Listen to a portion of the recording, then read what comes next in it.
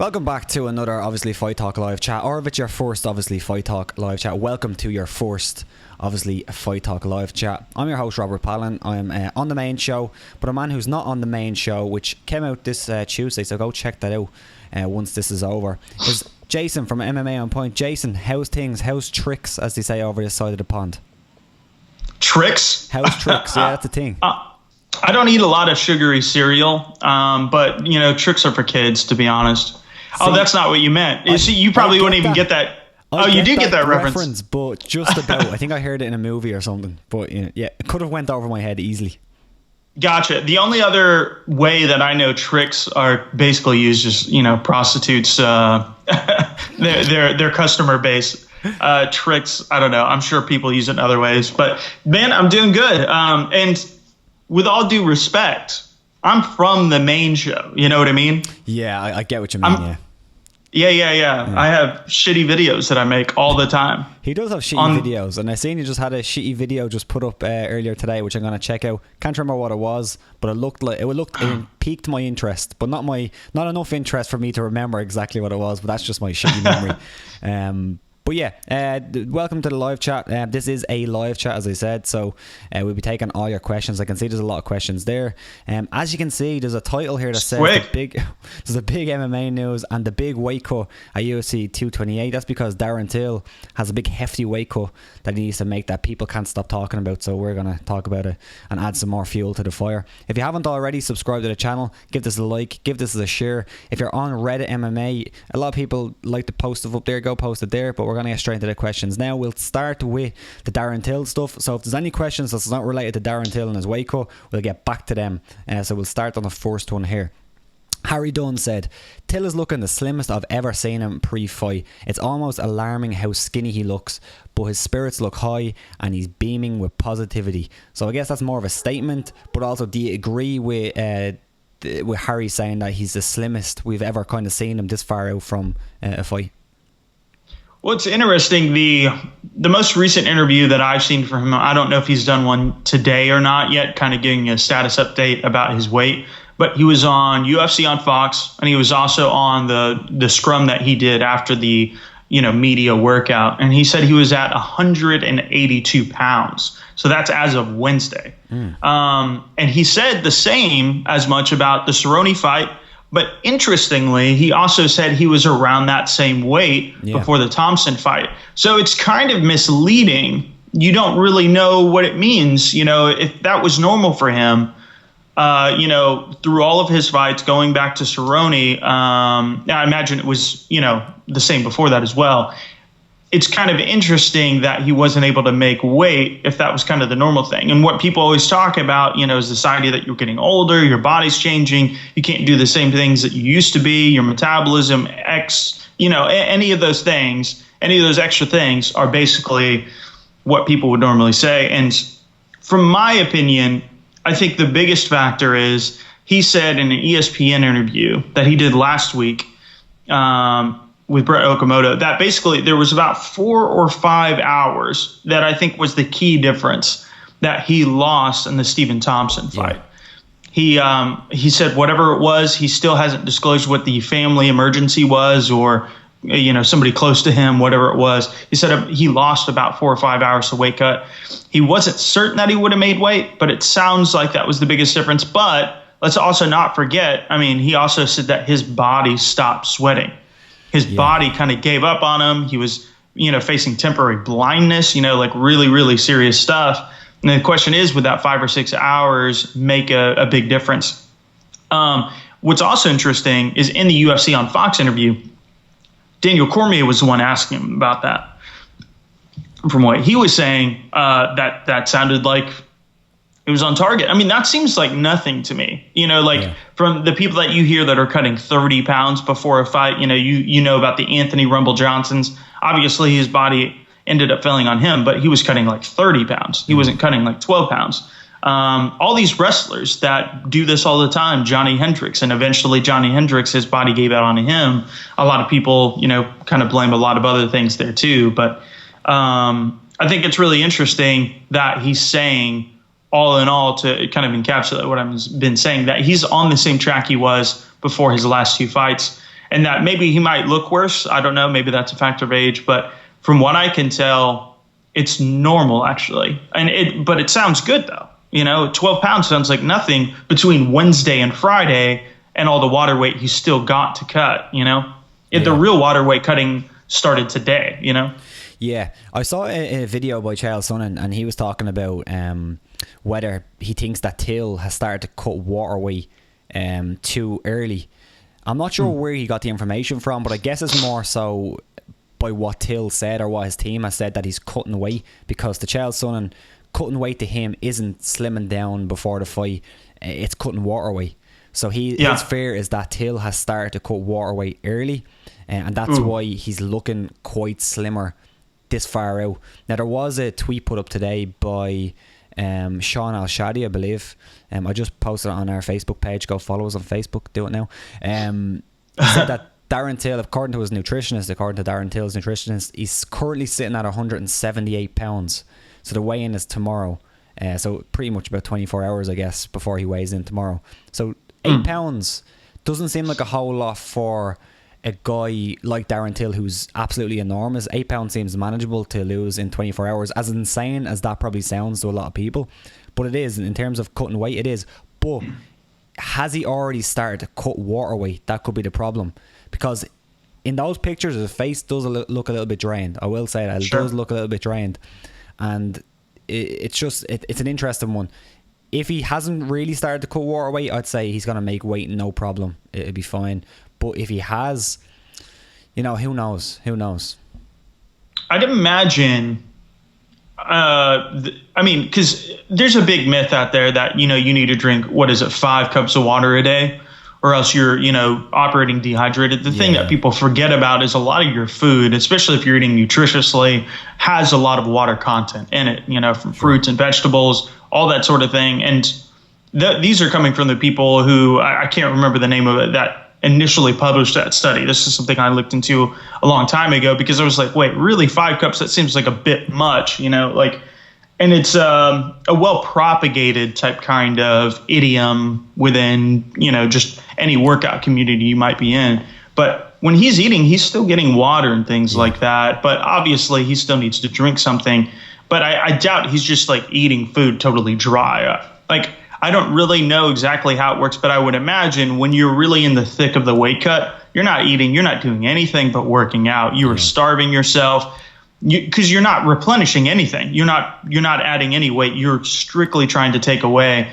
And just even on the embeddeds, you see his nutritionist cooking for him. And it looks like he's having decently sized meals. You know what I mean? So in my opinion, I think it's more so been, maybe he's had 1 or 2 meals a day and he's been starving himself with smaller portions. And just naturally, if you're doing that for the past month or so, you're in hell and you're probably going to start to show it.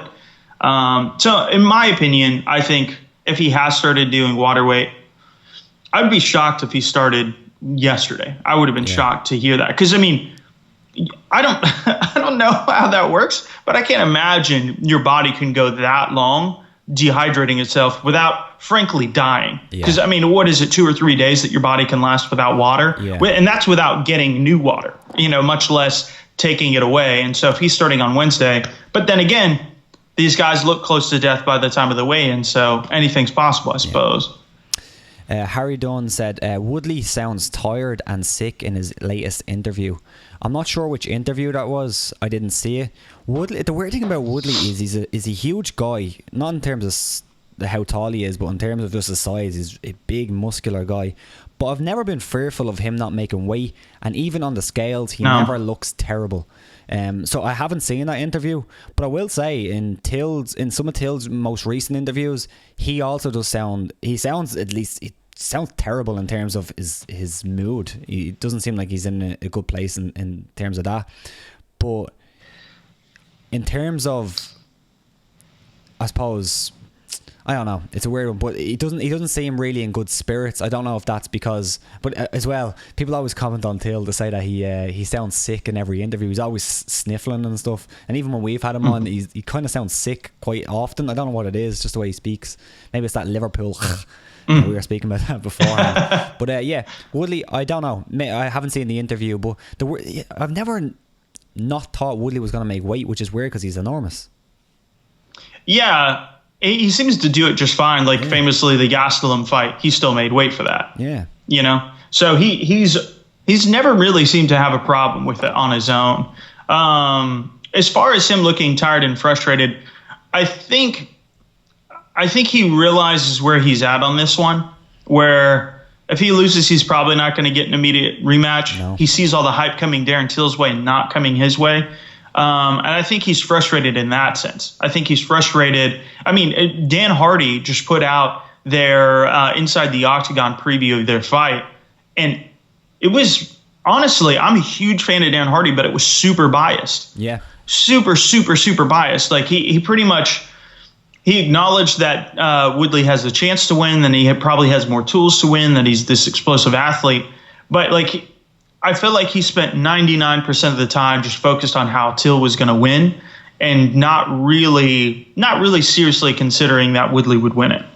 Yeah. And I thought that, and actually looked at the comments on the YouTube video last night, and everybody was saying that. Yeah. The video still got a positive upvote rating, you know, like it wasn't like people were trashing the video. They were just like, hey, usually you're pretty straight down the line. And I think that's what's kind of tiring out Woodley right now. There's all this kind of like pressure on him to win, and, you know, he's not going to get his immediate title rematch if he loses. If he loses this, it's pretty much it for him for another couple of years before he can climb back up, or, you know, if Woodley or if Till loses or something like that, he fights someone else. So I think he's a bit frustrated. And honestly, I think Woodley's put himself in this situation. I'm not necessarily having any pity on him. But on the same token, I think Dan Hardy did him wrong on the Inside the Octagon. I don't think he played it like a fair analyst. Yeah, I want to actually speak about that sort of thing, like biases and stuff, because we were actually accused in our preview that we were being slightly biased towards Darren Till, and I kind of agreed, to be honest. Yeah, I get why. But I'll explain obviously what how I felt going into that one, and whatever, if anyone is interested. But we'll get to a few more questions and go back to that, because I also want to speak about Tyron Woodley, because I do think that he is slightly under promoted by the UFC. He's a great self promoter. I was actually watching the MMA Beat today, and they kind of had a discussion around this. He's a really good self promoter, but he doesn't really seem to get that much promotion from the UFC outside of, he has a fight coming up and he's fighting this really good guy. Aside from that, they don't really throw a fuss about Tyron Woodley. I'm not sure what it is, but we can speak a bit more about that. I'm going to get to some more questions. Tom90 said, if Till misses weight, do you think that Woodley really won't fight Usman? Do you think the UFC will show him the money to change his mind? No, I don't think he'll do it. The one thing about Dan Hardy's breakdown actually is he spoke a lot about how Tyron Woodley's style, you know, and this is reflective in his attitudes and his way just about being a champion. But his style has changed dramatically over the years. You know, talking about in Strikeforce, he would go for takedowns frequently. He would go for submissions. He would go for kind of the grueling wrestling style that really gasses you. And then that's how he got kind of that reputation of being this fighter that would gas in the second and third rounds, because he was this explosive fighter that was built up through wrestling to be explosive for 6 minutes at a time. Yeah. And that's pretty much, you empty the gas tank. It's meant to be explosive, like what we see all the time when you hear people talking about Yoel Romero, you know, like very explosive athletes that if you really take them into deep waters, they tend to kind of drain. Yeah. Rory McDonald did that. So it's one of those things that what Dan Hardy was saying is, like, he started to drop off a lot of those things, like the wrestling, and then realized he has a right hand that can put out anybody, and started relying on that. And he starts being more defensive wrestling rather than offensive wrestling. He starts to kind of shun off the things and focus on preserving that energy and not taking risks, so that he still wins the fight, maybe by points. Maybe it's the most boring fight in the world. Doesn't matter, because he still has the belt and he still has the bigger paycheck and he still has another win in the win column as a champion defending. And so I think you're seeing the kind of same thing outside of the octagon as well. You're seeing Woodley basically, I don't know. I feel like you're seeing him kind of move away from these things, move away from these strategies that would wear him out. Yeah. So it's an interesting question, because I genuinely don't know I tend to believe Woodley when he says he won't do it, but I'd imagine that once Woodley arrives in where the fight is, I'd imagine that the UFC would be straight to him and say, okay, we need to sort this out straight away just in case. Are you going to fight? They'll have some negotiations with him. I can't imagine that they'll just say, okay, Woodley said he's not going to fight. We'll just wait and see what happens, and then we'll deal with it then. You know, so maybe, you know, getting Woodley before he completes his weight cut, before the madness possibly happens if Till does fall out, and have a discussion with him then, and maybe, as was said in the question, show him the money, say, oh, okay, we're going to guarantee this amount just so the fight will happen. So I don't know. I tend to believe that he won't, but I also believe that the UFC are going to do everything in their power beforehand, before anything happens, to try get him to take the fight, or at least have some kind of backup plan, because I really, really can't imagine them just saying, he said no, but, you know, if Till falls out, we'll just try get him to take the fight. I can't imagine that happening last minute. You know, they know in advance. Well, and I didn't tie that in well, but basically that was my point of like talking about how he's changed his strategy over time to make sure he holds on to the belt. And I think what he's not going to do is he's not going to take a huge fight, a huge risky fight from a style that he's not been training for. I think he's going to do the safe thing, which is mirrored in his fight style right now. I think the only way he would do it is if the title wasn't on the line. I think that's the only way you do it. And I think that's the thing, because it safeguards him. Yeah, and he said he'd fight Till if Till missed weight. If Till can still fight and he misses weight, he'll still fight him with no title on the line. And I think that's it. And to be fair, it's smart on Woodley's part. I don't completely disagree. It is smart. It's a tough game, and it's difficult. Like, do you know what I thought was funny? Did you listen to Kamaru Usman's interview on the MMA Hour? Yeah. What I thought was funny was he was almost complaining, or not complaining, I won't say that, that's the wrong word, but he was almost, I'll say complaining. He was almost complaining that he had to train for two different guys, possibly on short notice. And he was saying how tough it is on him. Well, what about Woodley? Woodley's the champion. Like, why don't you understand that it's a tough ask to have the champion fight some contender when you're complaining about the exact same thing, but you're the challenger? You have everything to gain in that situation. He has everything to lose. Apart from the money, apart from the check. But I just thought it was really funny that, you know, he comes out and slags Tyron Woodley for not taking the fight, but then also complains that he has to train for two different guys, two different styles. Same thing. Yeah. Well, to put it in context, though, I think he was saying that in relation to the fact that he doesn't know if he's even going to fight. Yeah. So it's like if you're trying to motivate yourself for something it's like a cloud, you know, it's like you don't know what's actually on the other side of it. You know, it's like I'm trying to motivate myself to fight potentially no one. Yeah. And in all likelihood, probably no one. You know, like we're this close to the fight. I mean, sometimes crazy things do happen. I mean, this is MMA. Obviously, never say never. But I think with it being this close to the fight, I mean, I think Till's going to make weight. I think Woodley obviously is going to make weight. I think the fight's going to happen. And I think Usman is starting to get that feeling the closer and closer, and his motivation is just tanking as the closer and closer the fight gets. So. Let us know if you think he's going to make weight or he's not going to make weight. It seems like some people have made their comment in the comments, and I can see Harry Dunn said that Till will make weight. I tend to think he's going to make weight. But how crazy would it be if he didn't? Like, how actually crazy would that be? Just considering all the build up and all the attention that gets put on it. I've no doubt that he's going to make it. Now, do I think he's going to make it and he's going to look good? I don't think so. And I think this week we had Jim Edwards on the show, and even he spoke about it. He said that he has all the confidence in the world that Till will do what he can to make weight. Oh, right. But he doesn't know if he can make it physically. And I think that's the point where Till is at. He's almost at the point where he probably just can't make that weight. I think he'll make it this time, but he might look like McGregor versus... was it McGregor versus Aldo, where McGregor looked like a skeleton?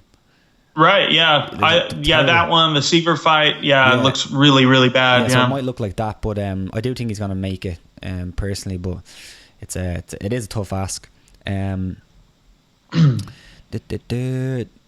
Dunn said the main event will happen no matter what, in my opinion. So I guess if he makes weight or doesn't make weight, they're still going to fight, I guess. That's a possibility. I mean, Woodley said as much. He said he'll find him no matter what. You know, like... I hear him say in the interview, but I saw him. So very interesting stuff. Crossify said, "What's up, y'all? What's up, man?" Some people calling Woodley a crybaby poop face. Interesting. You are really saying something there with that crybaby poop face comment. Truly worthy point you're making. I have no idea what you even mean by that. I don't know if you're calling me the crybaby poop face. If you're saying, it's funny that I'm, repeating that, but I don't know if you're saying that about Woodley. I don't know what. I think he's talking about Woodley. So I think he's talking about. Kieran Chu said, "I got Till all day," and he also said Stamen and Price are my dog plays. I like them two fights. I like Stamen's fight against Aljamain. That's a really interesting one. I know Aljamain came out today and said that he deserves a better fight or a better name after taking Stamen. That's a tough. I think that's a really tough fight for Aljamain Sterling. And Cody Stamen's been looking really good lately. Potentially a bad admission as well, because you're not outright saying you're not motivated for the fight, but that might mean that he isn't. It could mean that. But I also think, on the other side of that token, the photos that we've been seeing lately of him in training, dude, he looks shredded beyond shredded. Probably the best I've ever seen him look. So I could see this fight going either way. But and Nico Price, there's just no way, especially after that last fight. I mean, I've always thought about this. It's always just been one of those thoughts in my head. How often do you see somebody get knocked out from their back? The guy on the bottom knocks somebody out. It's just insane. It's ridiculous. It's hard not to have an eye on somebody after that, even though that's just one fight. And obviously he's had a litany of success before that, but that's one of the most impressive KOs I've ever seen. Yeah, me too. Outright. Me too. So, Pompous Psycho said, "Palin making weight in the kitchen." I sure am. People love this damn kitchen. I'm gonna keep it going. Actually, I bought some lights so I can actually go into the other room and have to admire my beautiful kitchen in the future. Hopefully. Wait. All right, hang on. So I'm reading a comment here. I have to comment on this. Okay, let's do it. Harry Dunn is saying, "I know I'm biased towards Till. Maybe Jason is biased towards Tyron, ever slightly, however slightly it might be. I don't like Tyron Woodley. I don't like him. I want him to lose. I want Till to win. I get that bias is a part of the landscape, and no one can completely eliminate it. But dude, that is the one thing that annoys me the most about people is when they cloud trying to say something about with who they like. Who gives a fuck who you like? This is a fight. It doesn't matter who you like. You just say well, okay, regardless of that, this is what the skills look like on paper. Tyron Woodley can knock out anybody, and he's better on the ground. Those are facts. That's the thing. He's way better on the ground. And he knocked out Robbie Lawler with one punch after that guy went through wars with Rory McDonald, wars with Carlos Condit. And even the first Rory McDonald was a war there too. God, I don't want Woodley to win. To say that I have bias towards Woodley is kind of, I don't know. That's kind of annoying, to be honest. I appreciate you commenting, but I'm just saying. We might as well talk about the whole bias thing. But I completely agree with what you mean. So, in terms of the video that we done this week, some people, one person called out and thought it was biased. You said that maybe it was a little bit. I don't see it that way. I do see that we did, especially me and Noel, specifically talked about Till quite a bit. And the reason for that is because, to be honest, going into it, I was picking Woodley. And I was thinking about it for so long, although not going straight into it because I did pick Till on the last live chat. But I mean, all the way up until very recently, I was picking Woodley.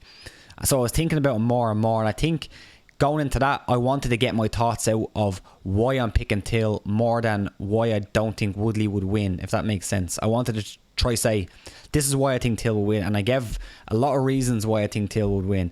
If I ever come out and say, this person's going to win, and I don't have any not fact but any basis behind that, call me out on it, because that I probably would never do that.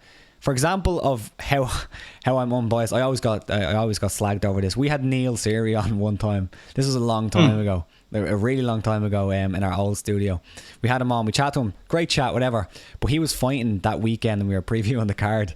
and we got to Neil Seary versus Horiguchi. I'm not gonna pick Neil Seary against Horiguchi. Who the hell am I? No. But the lads picked Neil Seary because we just had him on, we'll pick him.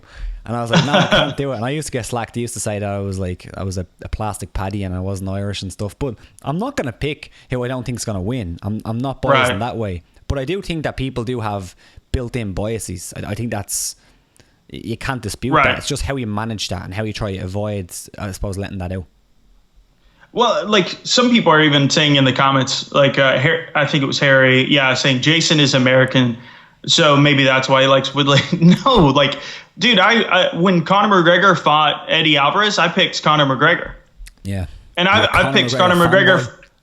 Yeah, like, I don't know how much more you could say, like, picking people against. I don't like. I think if you're from Ireland, where there's less than 5 million people that live there, I think you're a much closer community. I think if you're from Liverpool, like, it's a very, very close community.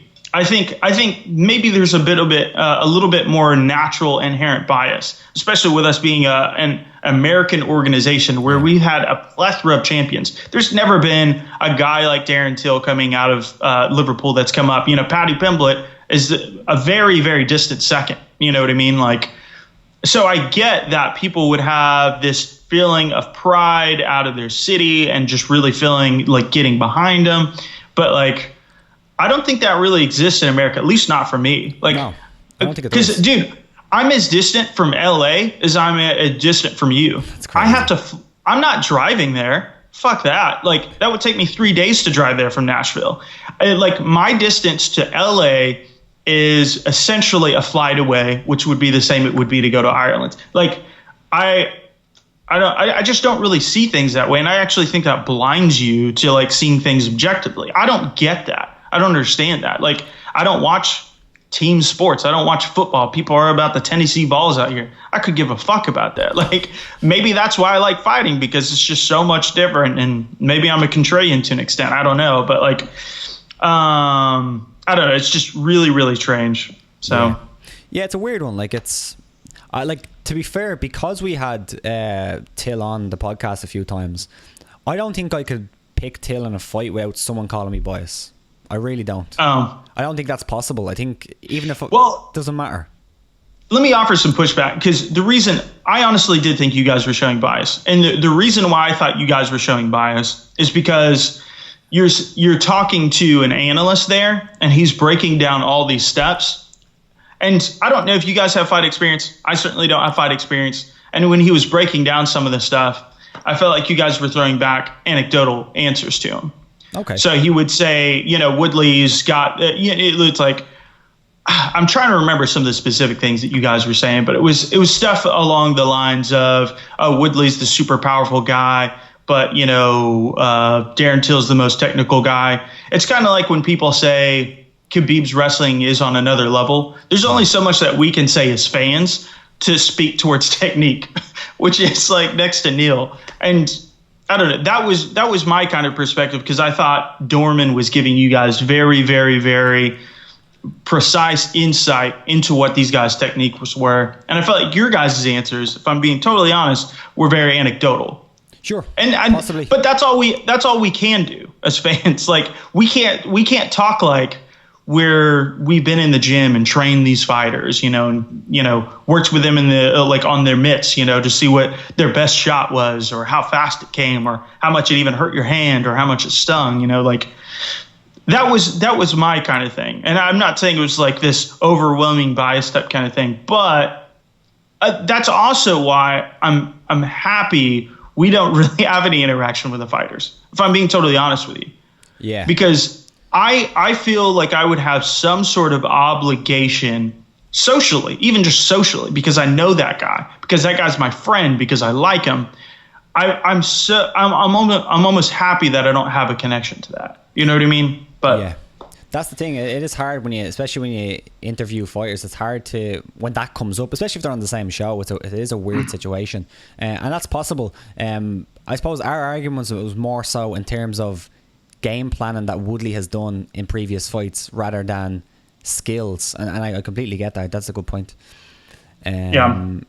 Let me go through there.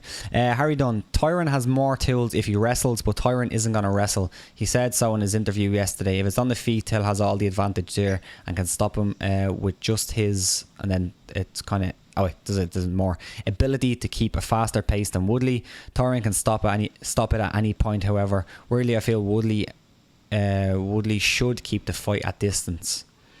Interesting.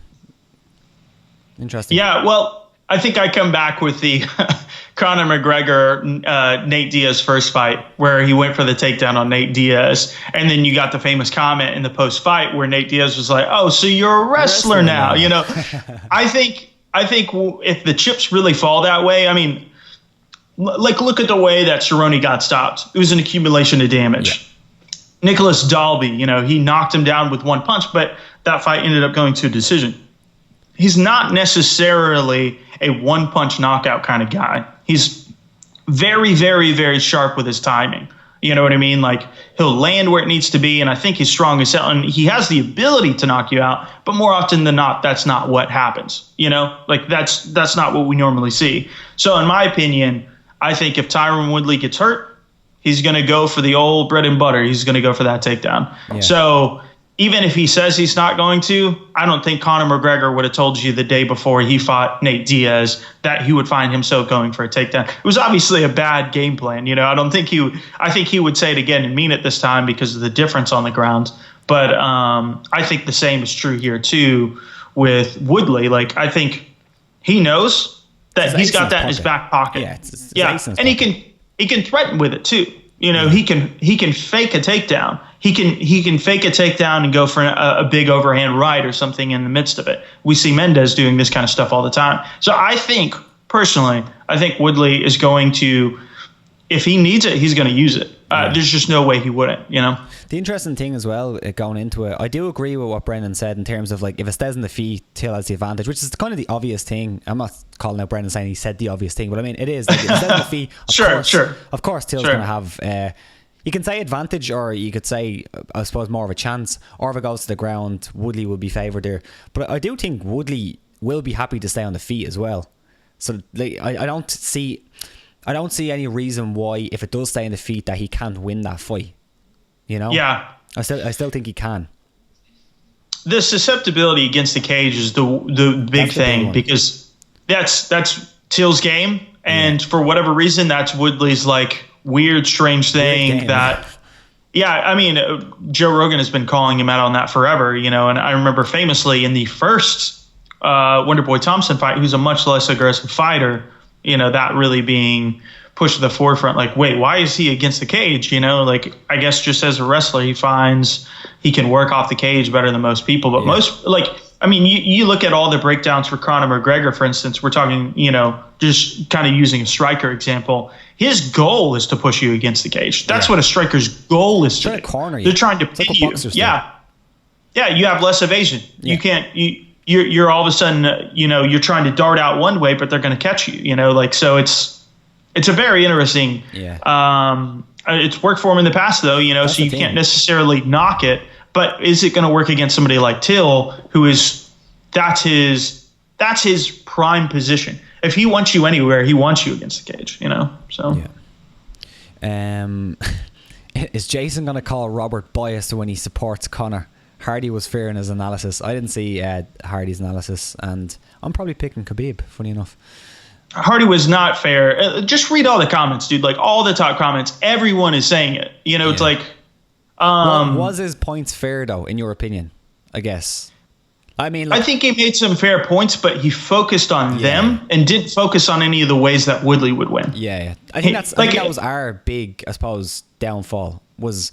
I genuinely don't think it was the points that we made. I think it was not focusing on Tyron enough, because that would come off as biased, I guess, because you're not giving time to the other guy, especially.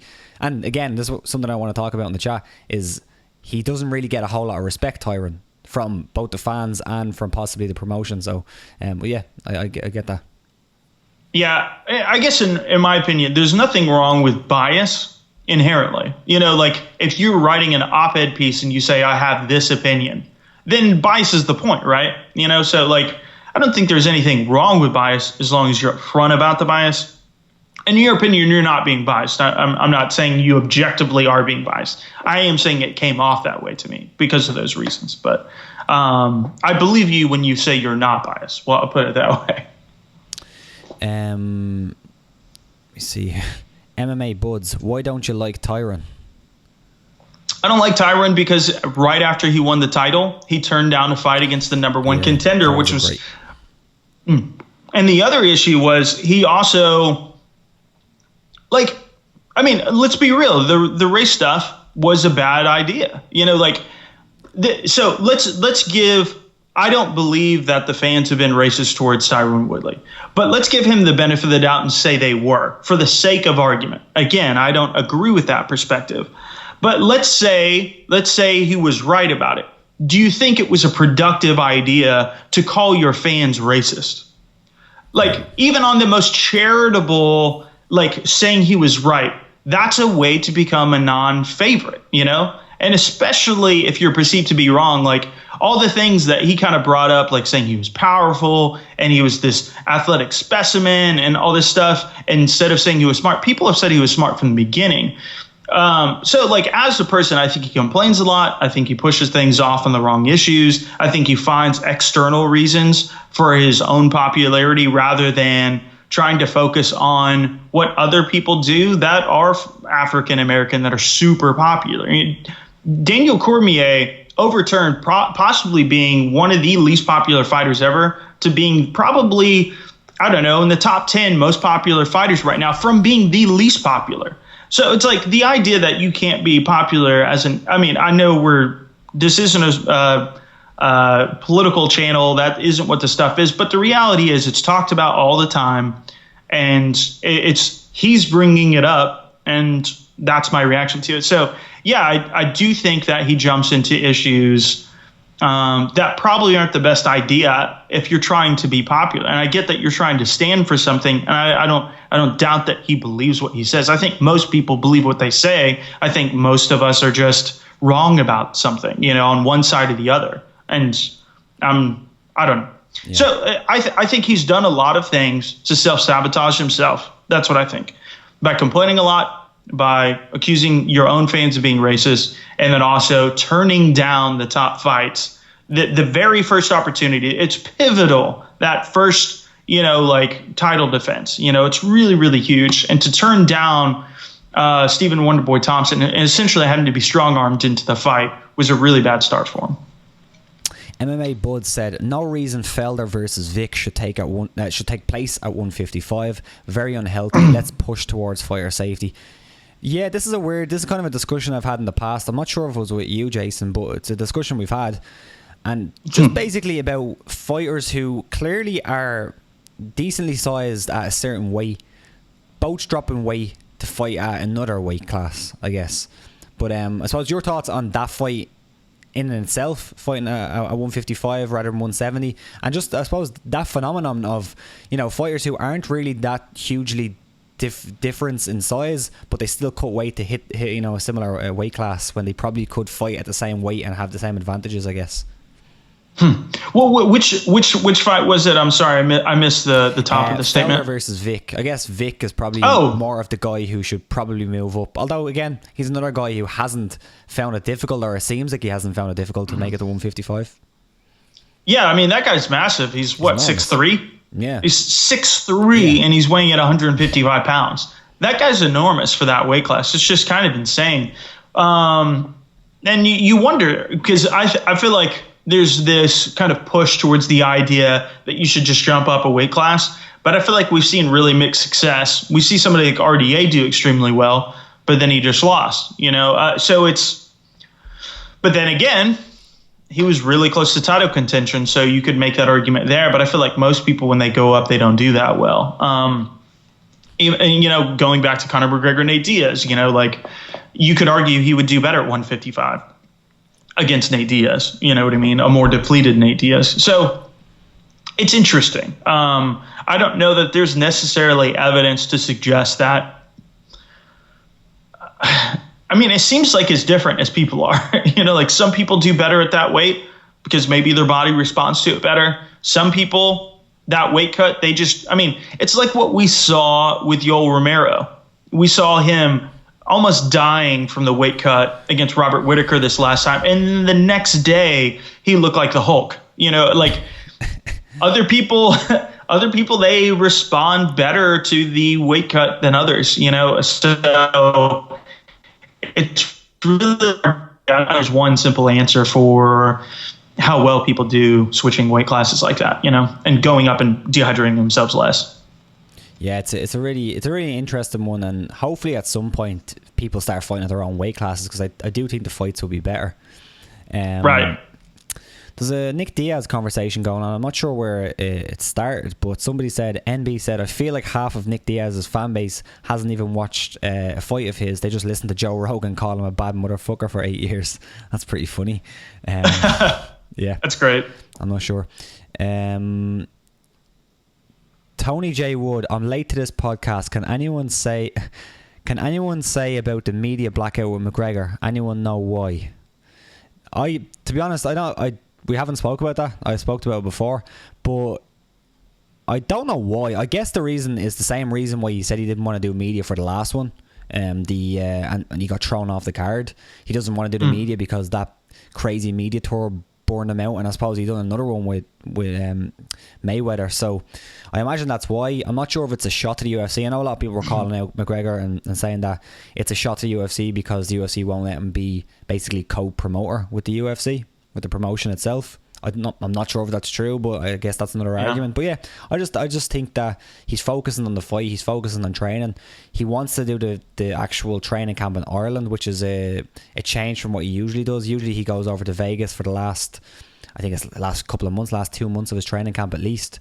But he's doing the whole thing over in Ireland. So I'm not sure the exact reason, but something like that. I think unless everything we know about the MMA world is wrong, we thought UFC 226 would be a huge pay-per-view. No matter what, this sells over 1 million buys. People are even projecting 2 million. Dana White, this is Dana White saying it, but said he could even go up to size 3 million. Wow. I don't see that, but then again, I do think if nothing happens until the week of, I do think there is going to be a bit of buildup because we've been waiting to see something.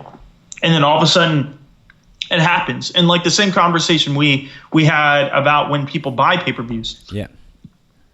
They buy it hours before the event. They don't even buy it in the morning. They buy it the day of and a couple hours before the card starts. So in my opinion, I think Conor McGregor is aware of that.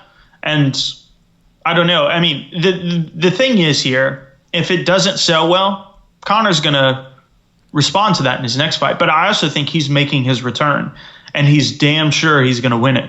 Yeah. Yeah, because there is, when you think about it, and I suppose just because the character that he is, the character that he's kind of played, you kind of think of him as this media guy who will go out, and that's what he was, and that's what he is, I guess. But you have to kind of take into account how big a loss would be for McGregor in this one. That would be a big loss, especially, having that boxing experiment and then coming back over to MMA and then losing again. I think it's a really bad loss for McGregor. So he's putting basically his whole mind on this fight, and rightfully so, I guess. There's plenty of footage out there for the UFC to promote it. The UFC haven't really done a whole lot to promote it. But to be honest, I've even on the MMA beat they talked about it today, and they say it's very silent. We're still a while away. We still have time. There's still a big event this Saturday night that has to go. There's a month. There's a month. Come on, lads. Come on. There's a whole event that has to happen. Darren Till versus Tyron Woodley, which is a big fight in itself, has to happen first. Yeah. Once that finishes, and if it gets 2 weeks out from the fight and there's still no promotion, then get worried, or then you can talk about it. But come on, we still have a big event that's going to happen. Yeah. I wouldn't be worried. Well, again, Diaz Conor sold 1.4, 1.5 million buys on 10 days. 10 days, yeah. It's you don't need a lot of time. Quality, not quantity. And they have plenty of quality with Conor picking up a dolly and fucking it through a bus window, unfortunately. But yeah, it is what it is. I think it's there. Yeah. Kia Ree 2 said, I'm a Conor fanboy and going to the fight, but I think Khabib will win, unfortunately. There you go. There's a lack of bias. Yeah, you got to tell it how it is. I feel the same right now. I think Khabib's going to win the fight, personally. Do you have an early prediction? I guess you think Conor, right? I actually do think Conor. Right. Yeah, I think Conor's gonna probably. Obviously, it's got to be in the first or second round by TKO or KO. It's one of the two. I'm definitely not for certain on one or the other, but all the things that people say about Khabib, I do think are true. He usually walks in a straight line, and he doesn't. This is what other people are saying. Analysts are saying is that he doesn't have the greatest footwork. Yeah, that's true. And this isn't me saying this. This is everyone basically that analyzes the sport saying that. I think, and every fight starts on the feet. And after seeing we saw what Pettis wasn't able to do against Alvarez. Alvarez controlled that fight with the wrestling. The same thing could have happened in the Conor fight. Didn't happen. And all the things about him being off, whatever those might be, those were still true. But there was a point where he had him up against the cage and was trying to get him down and couldn't do it. And he was the bigger man. This is still kind of coming up to 155. So I think Khabib's takedown is going to be more vigilant. I think certainly Conor's in more danger if he's in the takedown, but I think we've seen him when he's healthy, when his legs aren't jacked up, when he's not gassed. I think we've seen him do really well against takedown defense. And I think that there's a huge backlash against Conor because of all the things that he's done recently, but I don't think that's any reason to take away his techniques and his own ability. And so obviously if it gets past the second round, I'm going to give it to Khabib because I think Khabib's going to take over, and I think his cardio is second to none. I think he'll maybe he'll get a stoppage, but I would assume a decision. Yeah. So. I completely agree with all your points, to be honest. It could go either way, and Khabib clearly isn't that great on the feet, and I don't think anybody's proclaiming that he is. So there's always that shot there against probably one of the better strikers at that weight. So interesting one. Let me see here. Just a lot of questions I'm trying to get to. Do fighters get more money? This is Tony J. Wood. Do fighters get more money when McGregor is in town? Can anyone explain that one to me? So I guess it's the argument of fighters wanting to get onto a McGregor card, and it depends. And I guess it depends. If you've got pay-per-view share, absolutely. Yeah. And a lot of times that's why people that are title holders really want to be on there. Mm-hmm. And then, of course, the other side of it, too, is the notoriety that comes from being on the main card where millions of people are watching on pay-per-view as opposed to 100,000 like they did for Nunes Shevchenko. There's a huge incentive of just having eyes on your fight. But, of course, a big part of that is if you're a title holder, you probably have pay-per-view points. Yeah. So there's a huge incentive. But the guy on the undercard, he'll probably get more viewers, but that's about it. I don't think his bottom line is going to go up. Maybe if they still had their own sponsors that they could wear to the ring, then absolutely there would be a big bottom line change there because that many more people would be watching them wear that stuff. But in general, now with the Reebok era, if you're on the prelims, maybe there's an increased viewership. Maybe there's that, but that's about it. That's exactly it. Pay-per-view points is needed, and if you don't have pay-per-view points, it pretty much doesn't really matter, except for the obvious exposure that you'll get, but that doesn't really generate the cash because you can't really have your own sponsorships as well. That kind of doesn't help. Hippie Cola, this is something I wanted to talk about. I'm glad someone brought it up. Thoughts on Rose Namajunas, although they spelled it differently. I guess that's a show. The news of her not leaving the house after UFC 223. So of course she was on the bus that McGregor attacked with the dolly, and according to herself, actually, she came out and said that she was very traumatized by it. And then as recently as this week, Trevor Whitman, her coach on the MMA Hour, I believe, I don't know, it was Ariel Helwani's MMA show, I think. Was it? It was that show. It was on Helwani's show. Helwani's show, yeah. Get mixed up with them too now. He said that she's basically still the same. She's she doesn't want to leave her house. She's still very traumatized by it. So I suppose that's very concerning for a UFC champion, to be very traumatized to leave her house. It's a bit confusing. It feels like an irrational fear, to be honest, because she is a bit superstitious. If you saw her on the Joe Rogan Experience when she was there with Pat Barry, she was talking about how sometimes she'll just get this feeling. Like she said after UFC 217, she just got this feeling. Nothing happened, but she just had this feeling they need to leave. And there was one experience they talked about how they were at like some club or something like that, and she got that feeling they left, and then something happened. I guess that kind of like confirmed her suspicion. But I think she's superstitious, to be honest. It's like an irrational fear, the idea of leaving the house. I get the idea that chaos and the fact that you can't control everything can be kind of nerve-wracking if you view it in that way. And the fact that she is famous, but also a fighter, and I think she can handle herself just fine. So I don't know. I think there's probably an underlying like psychological issue there that I am fully inequipped to diagnose. Yeah. But as far as I'm concerned, I don't think that's a rational fear. I don't know. A lot of people are kind of defending her on that, but I'm like, I feel like your day job is much more stressful than what went on in that bus. Interesting take. That's my thoughts. It wasn't actually Rafael Schaefer who said the question, who asked the question. I can't find it. Was like hippie cola or something. But I read the thing wrong. He said Namajunas. It's actually pretty funny. That actually is pretty funny. Well done, funny. Sir. Yeah, it was hippie cola. Well done. 1 gold star for you. Rafael Schaefer said fighters want on McGregor's cards mostly for exposure. I guess that's kind of what we said. Yeah. Agreed. Yeah. Kieran 2 said, is Dana bullying Francis Ngannou? Has he said anything since the initial kind of? I might be behind on this, but I remember him basically coming out and saying that his ego got in the way. But his coach came out and said the same. But also his coach and him are kind of estranged at the moment. Like he feels like Ngannou started to kind of bigling him a little bit and going to the PI and kind of getting away from working with him. It was I don't know, about a week ago. I want to say that was on the last Helwani show, like not this week, but last week's Helwani show. So that was pretty interesting to kind of hear.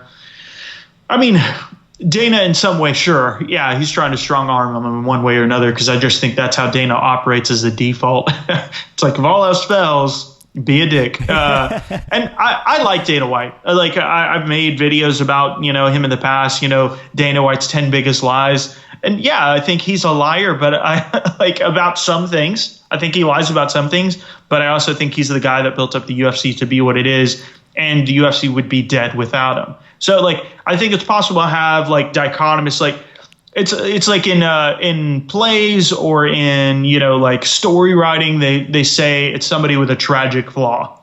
Dana White is incredibly good at what he does, but he has some tragic flaws. Yeah. He has some really, really big weaknesses that it sometimes can be really infuriating. Overall, I think in 10 years, we'll look back at Dana White, or 10 years after he's gone, and just be like, those were the good old days. People do that anyway. People like to think older is better, which is kind of annoying. Yeah. I don't like that perspective, because it's like, well, sometimes older is better, but it's not always better. It's just kind of annoying. But anyhow, it's like this kind of concept. I think people will look back at Dana White as the seminal figure, and I think a lot of people are looking at him that way now. But I think most of the people bitching about him will, in 10 years, just kind of be like, okay, there were the shitty parts of him that still did exist, but overall, he was a massive help to the sport. And there are some things that do need to change, I think, for the sport to grow, that he's possibly in the way of, and the way that he handles fighters probably isn't the best. I don't think it makes sense to put down your elite fighters. No. I don't think that makes sense. I think it's the hypocrisy of sorts with Dana White that kind of annoys people. It's like he comes out and he says, "Oh, Francis Ngannou is this beast. He's amazing. He has the hardest punch of all time." All this kind of thing. And when a week later he's like, Francis Ngannou let his ego get to him. How did this happen? Well, if his promoter's going out there and calling him the best in the world, Is that hypocrisy, though? Because in my opinion, that's saying, okay, yeah, you got one of the hardest punches in the world. In your last performance, your ego got in the way. I don't think those two things are mutually exclusive. I guess. I think it's more so maybe not hypocrisy, but it's his I don't know, his change of mind so quickly, I guess, is the thing. Yeah, sure. Yeah, I agree with you. That it does come off as a bit flaky. It's like the moment somebody does something wrong, you not only are there to criticize him there, but you're the first one to do it. Yeah. So that's kind of annoying. It's weird for a promoter to do it as well. I know that's one of the things that people like about Dana White, that he's real, but it is weird for a promoter to come out and bash his own fighter, I guess. NB said, I need Tony Ferguson versus Max Holloway. I think Max is faster and more technical, but Tony is a savage all around. That's a fight I never really thought about. But man, how fun would Max Holloway versus Tony Ferguson be? Yeah, I definitely see him going up to 155 as time goes on. I mean, he's already tall. He's bigger than like Conor as far as height goes, and you can only imagine over time that he could begin to bulk out as well. Very tall, lanky fighter. I don't see any reason why he wouldn't go up to 155 as time goes on, and I could see that fight happening. And yeah, I mean, dude, that would be a fighter's. Like a fight fan's dream fight. Like to see somebody like that. I mean, the Khabib fight was a fight fan's dream fight too. So that's such a letdown. But especially if it turns out when you look at whatever it is that comes out about what his issues were before his last two fights, and it turns out to be what we all hope it is. That's just weight cutting problems, because you can get over weight cutting problems. You can move up a weight class, solved. So I do hope that does happen. But, man, Tony Ferguson versus Max Holloway. I mean, Max Holloway had that moment. And I'm trying to remember who the fighter was, but where he just pointed down the center of the ring and he's like, let's just do this. They're both blood and guts fighters. And, dude, that's an incredible fight. Would love to see it. Yeah, it's an amazing fight. There's so many good fights for Max Holloway if it does go up. It's insane how many good fights there is for Max Holloway, and I truly think that if he's healthy and there isn't anything seriously wrong there, I think that he can be a real force at 155. I think he's that good. I really do. Kieran said, will Andrade get the finish this weekend? I got the fight going to decision. Yeah, this is we spoke about this on the preview show this week. It's a weird one. I think Andrade will win it. And I think it will be a decision just because Carolina is really, really tough. But you had that fight where Carolina got finished really, really quickly. I think it was against Gadella. She got finished in like 30 seconds. She just got taken down and submitted. So you never know. But Carolina is always really, really tough. So I'd imagine a decision where Carolina maybe takes one round, maybe the last round, just because she could come back strong. But what do you think about that one? Yeah, this is another example of like I like Carolina a lot. I mean, I'll be honest, I find her attractive, which is kind of stupid, and I have to like shut that part of my mind off. It's like this isn't a popularity. Yeah, Brendan Dorman this week wouldn't shut up about it, basically about how attractive she is. Yeah, and it's kind of stupid. Like I think it's part of being a male watching a predominantly male sport. Like it's like Magic Mike, all the chicks that went to go watch Magic Mike, like just because they wanted to see some, I guess, what they considered really attractive guys with their shirts off. I think it's a factor that if you have a primary fan base watching something, it's impossible not to think about whether somebody's attractive. And I'm just saying that because people will get on to me for bringing that in there like that's some detrimental thing. If I focus on it, then yeah, it would be. I guess I'm focusing on it now. Like, if you just completely blanked it, it's like I don't see anything. I just see a face. That'd be even weirder. It's like, come on, it is a female and he is a male. So if he finds her attractive, so be it.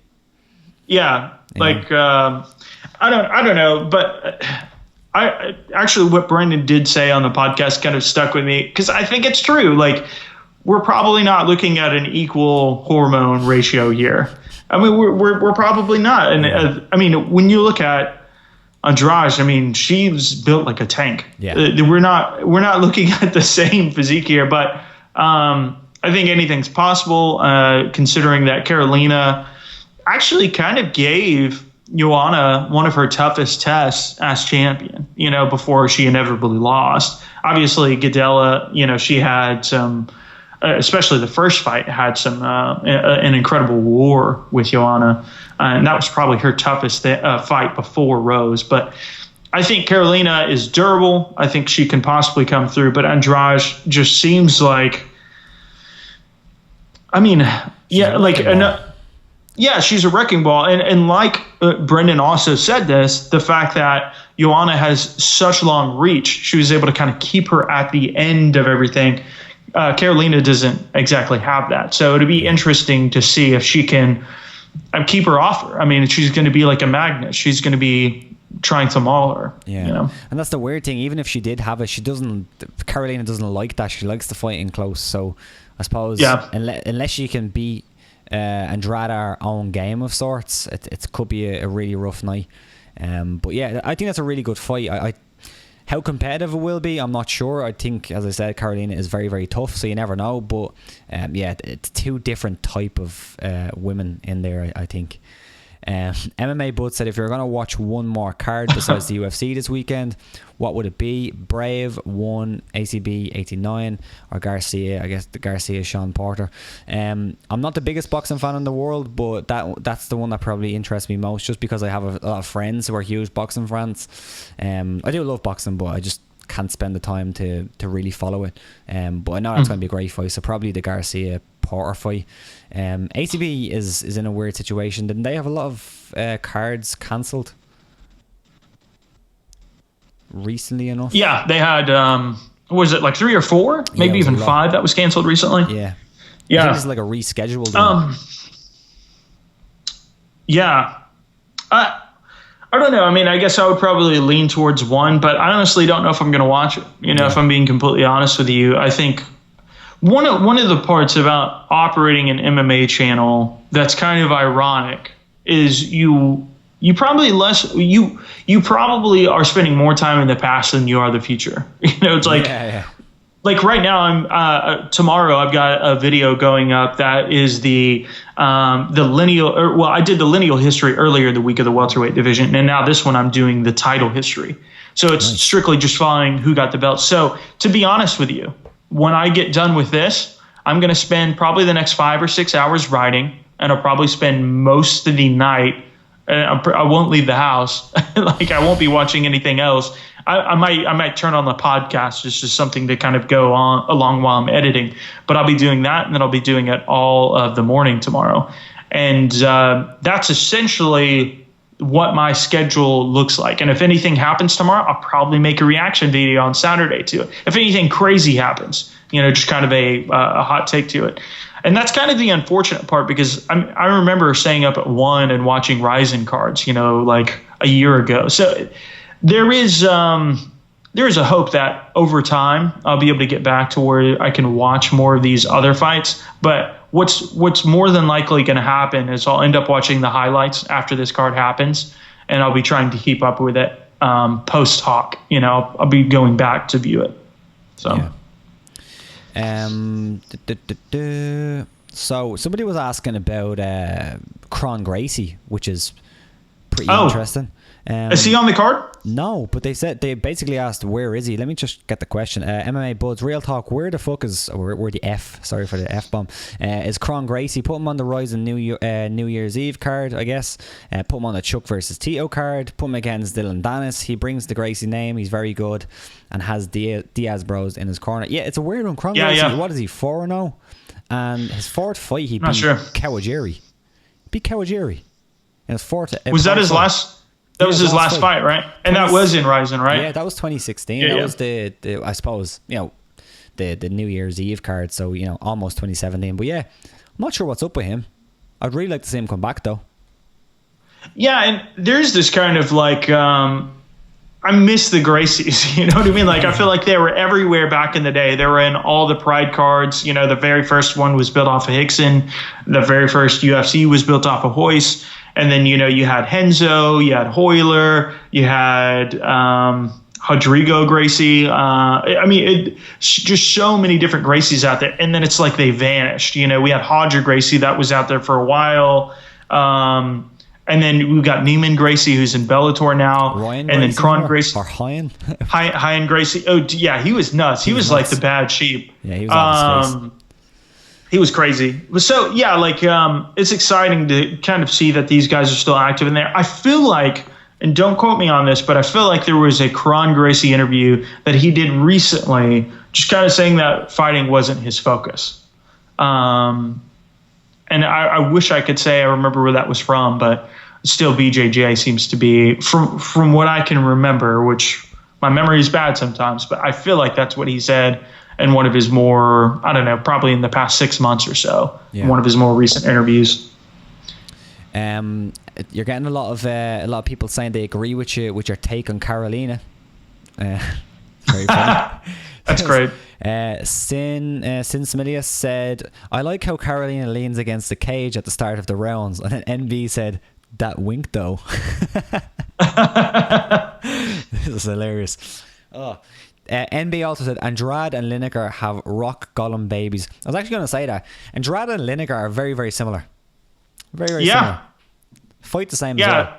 Small package, but very, very stocky, very much pit bulls. Knock them out. Yeah. Yeah, very, very similar. Yeah. Like Lineker's just all hooks. It's yeah. It's great. But it's weird. It's effective for him. It's weird. You think only some guys who are really slick like TJ have really figured that kind of thing out. Yeah, it's like you got to get around that with intelligence. Yeah. Tony J. Wood said, question for Rob. What's the story in Ireland about Conor McGregor fighting Khabib? Who's picking who? Irish people are very patriotic, so I think at the end of the day there'll be a big consensus of people picking Conor. I think that's what's going to happen. But the people who I speak to about MMA, I'd say it's like 65. Yeah, about 65% about going for McGregor, I guess. It's not like overwhelming, but there is more than Khabib, I guess. But I'd say by the time it comes around, people will be on the Conor train. They'll be very excited. Can't wait to see him come back, and they're gonna call a first round knockout for Conor, something like that. It will get that way. That's just the way it is. Makes sense. Yeah. And it kind of goes back to that point. I mean, like, if there are only 4 million people in your nation, what would is that around the population there? Yeah, just about. Yeah, less than 5. I mean, it's like, and you're representing yourself on the world stage. I would imagine you're extremely tight knit about that, because then it's like this unity. I mean, it's like you can. We've talked about this before, but you can drive anywhere on the island that you live for any event and get there in a reasonable time in comparison to here. Like I said, LA is 3 days away if I decided to drive. It's crazy. And that's factoring it. I would probably say in a hotel, because that would just be insane. So that's factoring in the hotel. But like, it's just, I mean, you can only imagine. I mean, like, I'm trying to even imagine what that would be like. I'm trying to put myself in your shoes, and I can only surmise that being around the people all the time and it being that, it would have to be closer knit, because like I have zero connection to Portland. That's I think where MMA Buds is from. Dan from Oregon. I don't. Well, he's probably not from Portland. I don't know. He doesn't really fit the stereotype. For Portlandia, he doesn't really fit the stereotype. What's the stereotype? Portlandia is a very, very, very like liberal part of the country. So everything's. It's like and again, like I try to stay away from politics, but it's a little bit more like artsy, fartsy, a little bit more. And don't get me wrong, I'm a musician. Like I love all that shit, but like they're too far gone for me. Like I don't do drugs. They're probably like smoking weed 100% of the time. But then again, there's MMA Buds, so there's some overlap there too. It's just a different, very, very different art culture. I have some friends that live out there, and it's just like, and I would consider my friends that live out there to be pretty liberal, but even for him, it's like the one friend that I'm thinking of, it's like, it's almost too far for him. It's like, it's almost like Austin, Texas, if you're familiar with that. It's like an island within a city, almost kind of thing. Very much different. Hippie Cola said, should Zabit get another top 10 opponent if he beats his upcoming competitor? I guess he forgot who it was. Or should he remake the Yair scrap? Who is that? Sorry? Zabit Magomed Sharapov. Say it slow. Yeah, that's a tough one to kind of get out. Yeah. I mean, this is kind of an interesting one. I feel like he's ironically risking more here, because I think he had a big fight that was with Yair, and I feel like the stakes were high there. But if he lost against Yair, it would have been like, oh, well, he lost against Yair, And obviously Yair's been derailed just a little bit by Frankie Edgar, but that's Frankie Edgar. So it's like one of these kind of things where in fighting Davis, I don't necessarily know that the reaction would be that great if he lost. Like, I'll be honest, I don't know a whole lot about Brandon Davis. You know, he's not somebody that I can really talk fluently about his fights. You know what I mean? Yeah. Looking at him up. Broke up a little bit there. It's all good. Sorry.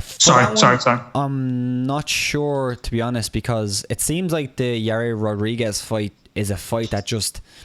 I don't believe in courses, but it seems like one of the fights that has a course around it just doesn't seem to want to happen. And I know it only fell out once, but there's a lot of controversy around it. But I also think that it's not a fight that I necessarily needed to see.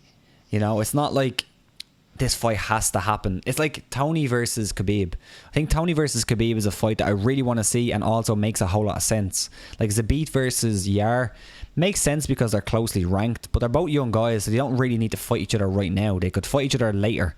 So I think match Zabit up with, I don't know, like maybe a Lamas type or a Bektik type, someone like that. Maybe someone that can test his grappling a bit more, and I know he's a phenomenal grappler as well. But yeah, I love both fighters. I think they're both great fighters, but I don't think they necessarily need to fight right now. So I don't think you need to really push that and try remake it immediately. I don't know. That's how I feel.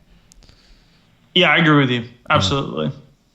Yeah. Moyes Audio said Limerick for life. Hilarious. That's a county in Ireland. Just for you. So it's only down the road. Could probably drive there in about an hour and a half. What else do we have here? Okay, I need to go back up. This is the tough thing. I do like Harry Dunn's comment where he says Jason is so biased right now, and then he says, "Remember Zoolander?" Like, he's so hot right now. Like so hot right now. Yeah. So I appreciate the joke. That's good. Yeah. Reminds me of something, but I'm not going to say it. NB said Eddie Alvarez said after training he would walk into the woods by himself and wander for an extended periods of time. There has to be more context to that. Yeah, like just wonder about, like, I thought maybe it's just like visualization type thing. I know a lot of fighters visualize. Like I've seen in the most recent Embedded, Tyron Woodley was in a sauna and he was like repeating words, and I guess that was more visualization because he was like, I'm going to beat Darren Till, I'm going to be the best champion ever. Right. But it seemed like almost scripted, so I'd say that was like more of a like he's been saying it over and over. Exactly, yeah. Like what's self whatever. I don't know what the word is. Self-affirmation or something. That's the one, yeah. That's what I was looking for. So I guess probably something like that, I guess. Yeah, I haven't heard that. So from what you're saying, sounds like a logical explanation for it. But on its own, I was like, wait, what? Yeah. You're just walking out into the forest. It almost seems like a random quote. Like, is this a meme? Like, what is this? But yeah, I mean, I guess I get that. York, right? Like that area. No, he's from... he's from... Philly. Yeah, Philly. Doesn't seem like there's a lot of woods in Philly. I don't know if I'm wrong. No, especially where he's from. Yeah. No. Yeah. It's you would have to move way out. You know, like you wouldn't be in the not in the city. Drive hours just to get to some woods so we can sit and think for a few hours. Yeah, I mean, but then again, like. He obviously didn't win the Conor fight, but I imagine he made a pretty penny from it. He's probably sitting pretty somewhere, so he probably is on the outskirts, the more I think about it. Tony J. Wood said, did anyone watch Paddy Pimblett last week? Yeah, we spoke about it this week on the show. Rightful winner, I thought, back. Good fight. Paddy still has a ways to go, I think. I'm glad he didn't sign with the UFC. I think Noel said that in this week's show. Bit too early for him, but his career's not over. Just he still has ways to go. He has a lot of improvements to make to himself, to his skill set. But still a good fighter, still hugely popular. Yeah, absolutely. Yeah, I agree.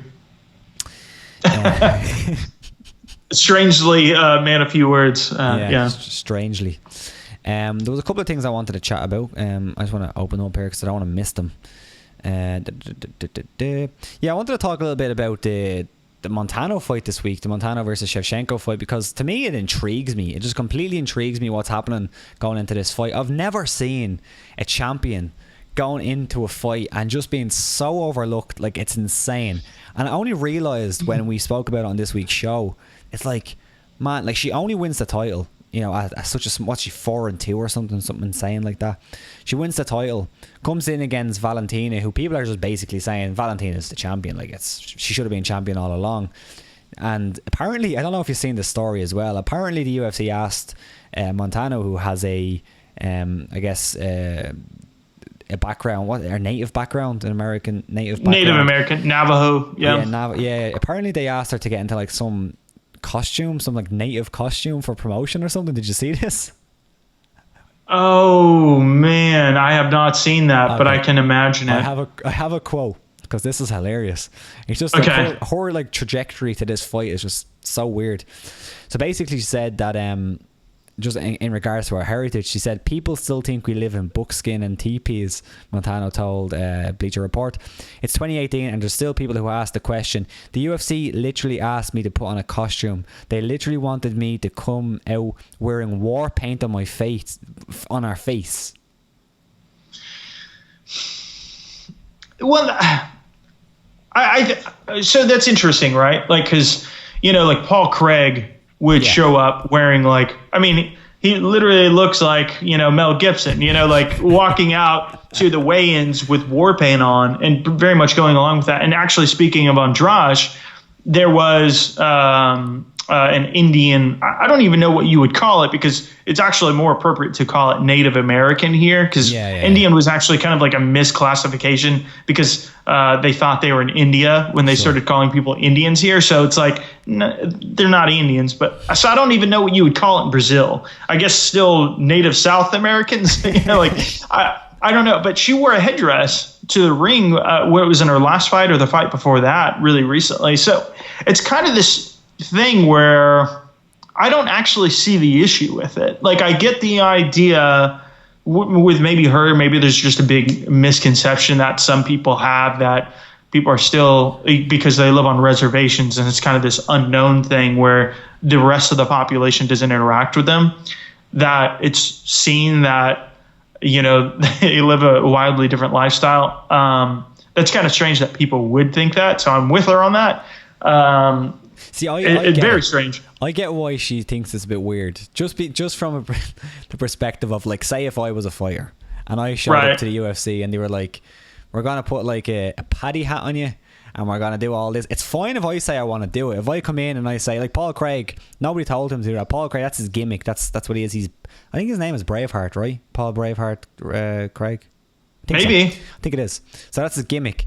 But if I like showed up to the UFC and they were like, we're going to put a leprechaun hat on you or a paddy hat, you're going to carry a bag of potatoes to the cage, you know, it's like, I know that's a bit far, but potato farmers, yeah, a bit far.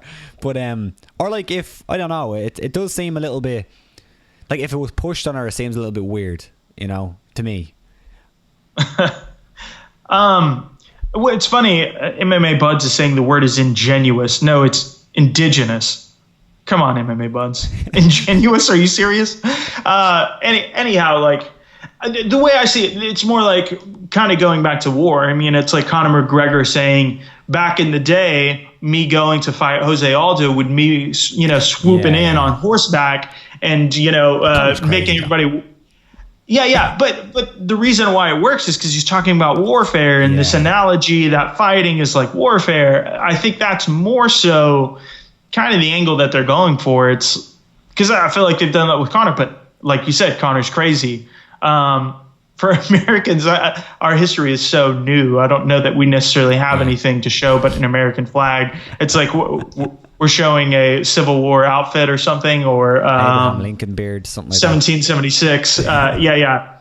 But I think when you have MMA Bud said, "Sorry, bro," it's funny. But by the way, can I just correct myself before you continue? It's his nickname is Jew Bear. I don't know how I mixed that up. Jew Bear. Jew Bear. Braveheart. Yeah, because he had the podcast. Well, he only did like 2 episodes, but he had the podcast. He called it the Bareback Podcast, and it had the whole like Jew Bear thing from Inglourious Bastards, where you hear him like beating on the wall. Yeah, he only did like 2 episodes. It's kind of a shame he didn't keep going. Yeah, very hard to understand him. I will say that. Like, when you got a Scotsman like really speaking with other Scotsmen, like it's like dude, that accent gets really thick. It's like what I was kind of telling you about how Southern accents can get here, and you're like, I don't know if I understood what they said. It can get really deep. What did you say to me earlier? Say it, and let's see if people can understand what the hell you said, because I didn't get it. All right, so ask me if I've seen somebody. Have you seen Tom today? I'll see him while ago. What the fuck? That means nothing. And what I'm saying, it's like a contraction that I hear people say. It's like, oh, I seen him a while ago. It's like they're saying, I saw him a while ago. Okay. They're like basically saying, while ago is what they're saying. I see him a while ago.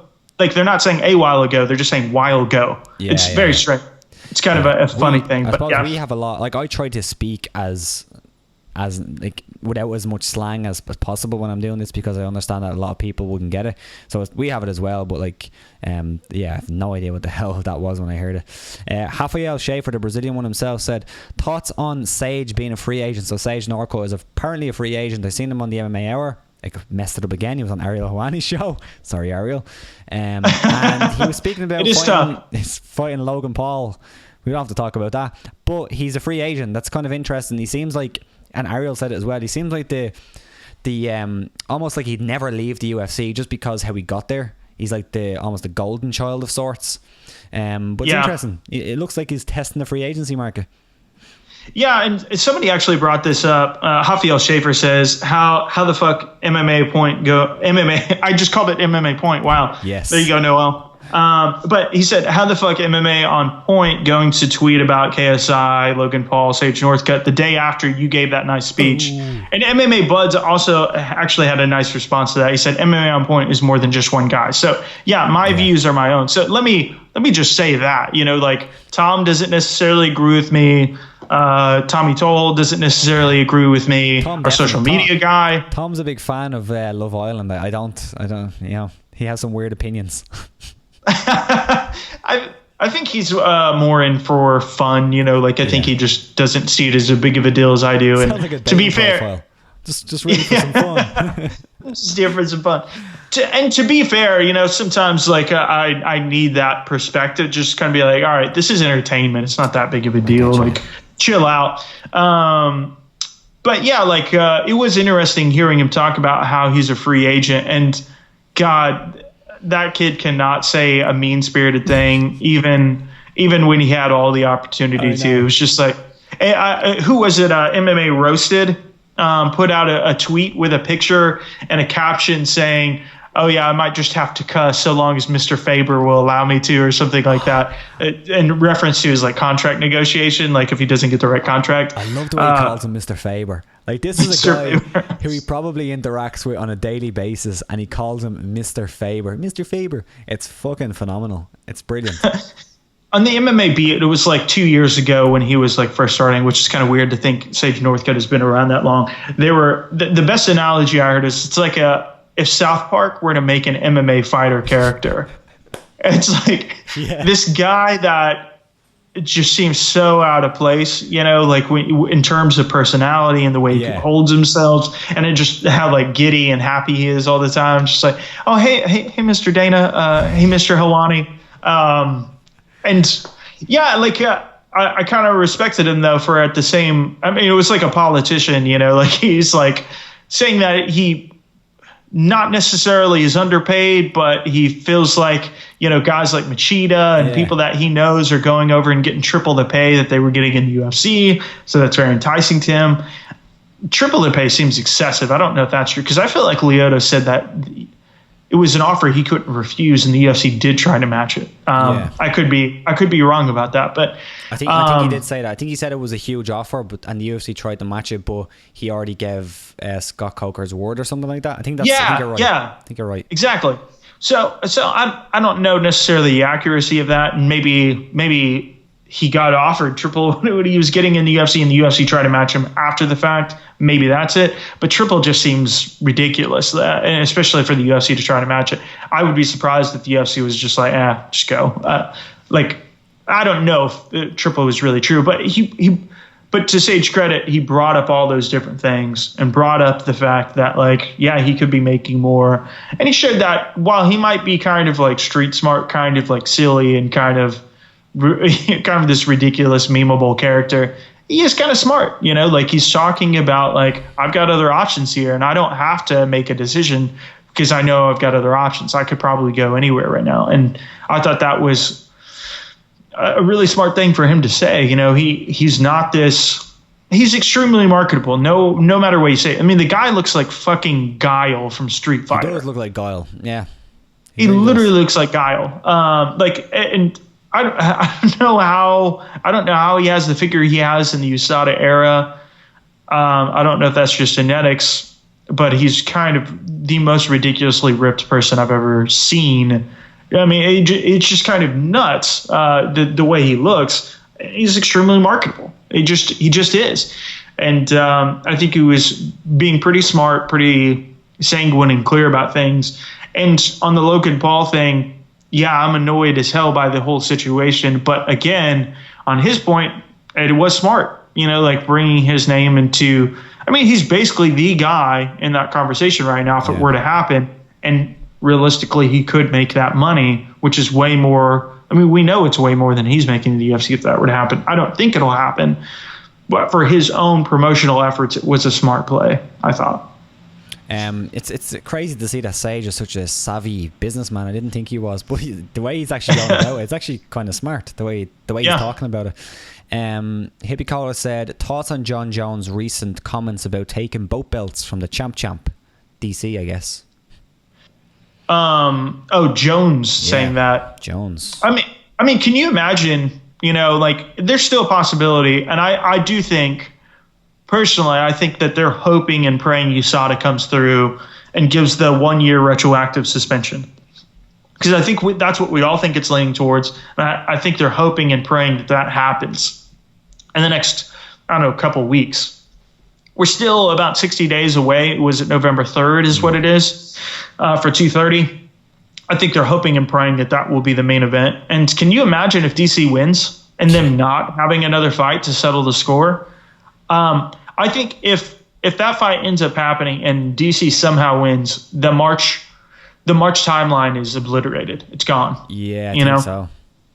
Because he would at the very least want to fight Jon Jones again, and then maybe Brock. Especially the only other way it wouldn't happen is if Brock inevitably fails his USADA test. And I'm being super pessimistic about it, but I don't see it happening. And no matter how soft he's look, I've seen the WWE pictures and stuff like that. Like, he might try it for a little bit and then just be like, oh shit, I don't like this version of me. Let me start taking something else. And I'm being very salacious there, but I really do think, I don't know. I just don't see Brock getting through it, but I think 230 is what they're aiming for. I do think it could happen. And I do think, I mean, if Cormier loses, I doubt that they're going to fight again at heavyweight, or if they fight at light heavyweight, that is. So I think it's one fight would happen, 2 fights if Cormier wins. And it would be amazing if he fought him in both weight classes just for the sake of it. But yeah. That'd be insane. I definitely think if the fight does happen and Cormier loses, I think that's it for Cormier, to be honest. I think that's... Yeah. It seems like the only fight he really wants to win. The Brock Lesnar one seems to be more of a money fight to him. But yeah. Moyes Audio said that Montano pulls out. And I'm pretty sure you said that above as well. Do you think there's any chance of that happening? Montano pulling out of this one? 0. Yeah. I think he's got to be joking. Like, there's no way. Like, Montano's that big of an underdog. And actually, I meant to look at the betting lines for this, but I'm quite sure that we're approaching top 3 betting odds, like the biggest disparity. Like something like a minus 1,700 for Shevchenko right now, like ridiculously high. And somewhere around like a plus 900 or something like that for Montano. I'm not super familiar with it. I don't bet or anything like that, but I know that's ridiculously lopsided. Yeah. But he actually said pulls out a fight. I think he typed in no. Yeah, I don't think so either. But it's just an insane build up for this one. If she wins that, is that the biggest upset? I know you done a video before. I remember watching it, like the biggest upsets in MMA history. I don't know if it was title history or if it was just history in general. Where it do you was say history. that Yeah. ranks if she beats Valentina? Well, I'll be honest with you. It was one of Tommy Toehold's list, and I edited part of that. Yeah. Usually Tom and I will split up the work where we'll edit half of it. And to be honest, my memory isn't too good on it. Yeah. Especially since I didn't write it and Tommy did. But oh man, it was actually surprisingly it was like GSP versus Sarah was like number 8. Wow. Like it was actually outside of the UFC where things got crazy. Like I'm trying to remember what number 1 was. Oh, number 1 was Sokaju versus Little Nog. Little Nog, yeah. Wow. Yeah, but that was Yeah, huge yeah. at the time, I suppose. Yeah, but I can't remember what the odds are. It's just, my memory's kind of flushed on that, to be honest with you. But I think it would be there in that top 10, though. Absolutely, if Montano were to pull this out. Yeah. Sean Hindley said, "How do you see Woodley approaching Till? Does he try and power him with shots, or do you think we'll see his takedowns?" Like somebody brought this up earlier, that Woodley said that he would not be going for the takedown. He would try to keep it standing. Yeah. I think the contingency plan, there's a plan B, there's a plan C, there's a plan D in place. I think he'll use it if he needs it, and I think he'll need it. It just seems crazy to me that you would go up against a K1, Muay Thai kind of guy, because he was the European champion. Just incredible prowess as a striker. And I do think if they do stand on the feet, Tyron Woodley absolutely can knock anyone out. Absolutely. And he can knock out Darren Till. He could knock out some of the 185ers, maybe even 205ers. We see this happen on the street all the time with smaller guys knocking out big guys. He's got incredible power. He definitely fits that category. But I just don't see any way. So I guess what his base will be, I think he'll test the stand-up, and if that doesn't end up working out, he'll start going for takedowns. Absolutely. Yeah, I pretty much agree. I think he should go for takedowns, and I think he will. Will he get them? I don't know. And this is actually something that somebody brought up. We really don't know what Darren Till's grappling looks like. It looked pretty bad in the fight that we did see it, which was the Nicholas Dalby fight, but that was 2015. So we can't really say either way if it's going to be much better, if it's going to be any better, if it's going to be... I doubt it's going to be worse. I'm sure he's working on it. But we don't know where it is. So if I kind of hope it does hit the floor, because I would like to see what happens. Yeah. Just like I'd love to see the Conor Khabib fight hit the floor. Just let Khabib get one takedown and let's see what happens. That's probably done if he does get a takedown. It could be, it could be done. But I'd love to see it, because it's almost like the Aldo versus McGregor fight, where I feel like we got robbed. Right. I feel like we got robbed to see what would actually happen if they fought a proper extended fight. And I don't say Conor's shot was lucky. That's kind of a silly thing to say. It was a well-placed shot. But I just feel almost robbed that we didn't get to see the real fight, the extended version of that fight, So that's what I'd love to see, a takedown and see what happens if Till gets on his back. Yeah, and I think that's why, no matter what you thought of the Jones-Gustafsson fight, and the decision, when it turns, the reason why, I myself rated it as the greatest title fight in history, because, it was this incredibly untested guy, and you saw him get tested, and then he almost knocked out Gustafsson in the 4th round. What you want to see out of a fighter is you want to see this incredible dominance on one end, but on the other side, you also want to see what their weaknesses are. You also want to and see if they can overcome it. You want to see these people kind of showcasing the entire gamut of their skill set and see how it does. So it would be really, really, it would be that much more emphatic too if Darren Till won after being taken down a couple times and brushing it off. It would be that much more impressive. And the same for the Conor Aldo fight. It would have been interesting to see, how he would have handled the leg kicks of Aldo, which are, legendary, after, especially watching the Faber fight, this guy with just incredible leg kicks and incredible, maybe cardio. He was knocked for his cardio, but it would just have been interesting to see all those different situations. What would have been like in the clinch, would they have gone to the ground at all? So you would like to see people explore exactly the facets of their skill set. Absolutely. Yeah.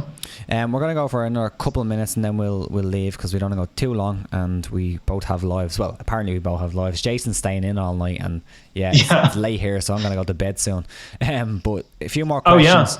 Before we answer those questions, just get them in now, and we'll try fly through them. Give this a like and go onto Twitter, because I don't know if anybody follows us on Twitter, but go onto Twitter now and retweet our most recent post, because that helps quite a bit. It's at talk_fight, at talk_fight. There was a couple of interesting questions here. This one here is not a question, but it's just kind of, it blows my mind. Rafael Shaver said, from Kaposa, the great Kaposa from Twitter, said Fedor Emelianenko, Wanderlei Silva, Mirko Cro Cop, Rampage Jackson, Mark Hunt, Little Nog, and Sergei Karatonov all are fighting in the next 5 weeks. Thoughts? That is insane. What are we back in 2003? Jesus, it's 2018. Yeah. That's a time machine in the present time. Like, it's kind of insane. Yeah, Kaposa. Speaking of insane, Kaposa.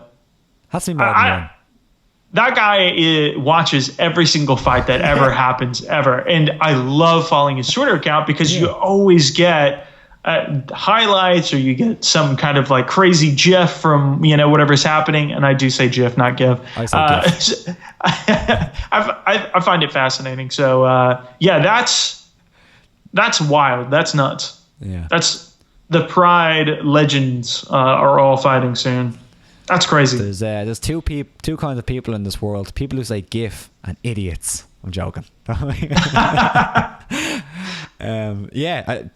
guy, or he has to be more than one guy, Kaposa. You can't watch that many fights. You can't be on Twitter that long. Like, does he make money from this? What's going on? I don't have a clue, man. Yeah. I don't have a clue how that's even possible. Even if I had that much free time, would I want to be home that often? Probably not. No. I love it. Probably not. Yeah, like I would probably want to be going to do something fun, because fighting absolutely is my life 100%, but I'm not going to watch every single fight that happens. No way. No. And that's why it's great. That's why it's great to follow his account, because the stuff you do miss, you've got a recap on it of sorts. Yeah, he filters it out for you. Here's an interesting question, MMA Buds. Thoughts on UFC 228 and 229 costing the same? Should we put an end to this? And below that was Mozadio, who said it should be dynamic pricing. Yeah, they were actually talking about this on the MMA Beat, which I found to be fascinating, because the one thing that they were saying, and as much as I've criticized the Logan Paul, kind of thing, the one thing that they did bring up that was kind of a valid point is, what was it, 800,000 people bought that pay-per-view. It was at $10 is what it was. And obviously that's a huge cut from the $65. Sure. I'm not saying they need to go that far, but it does seem like, okay, we've got essentially a mediocre card in comparison to a blockbuster. So when boxing does $100 for a, even Mayweather McGregor, you at least got it from a demand point of view, not necessarily the pinnacle of the sport, but Mayweather Pacquiao, that was $100, and it makes sense to kind of throttle based on what it is. And I agree, dynamic makes a whole lot of sense, because Nunes Shevchenko, I'll bring that up again, that sold like 110,000 buys, and we're looking at pre-Ultimate Fighter buy rates when you're looking that low. You know what I mean?